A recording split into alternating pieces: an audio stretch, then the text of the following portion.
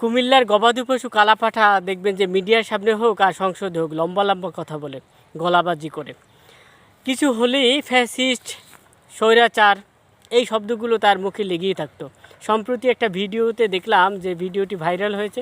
মঞ্জুরুল আলম আওয়ামী লীগের একজন সদস্য, চট্টগ্রাম সিটি কর্পোরেশনের উনি মেয়র প্রার্থী ছিলেন, তার সাথে লিয়াজু করতে যাচ্ছেন। তার মানে মামা তোমাদের দৌড় শুরু হয়েছে।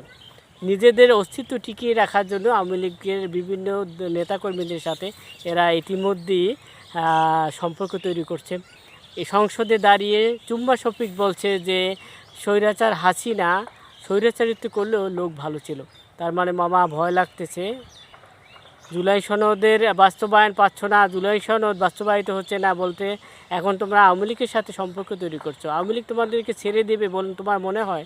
মোটেও ছাড়বে না মামা, তারা সুবিধা মতো তোমাদেরকে ব্যবহার করবে।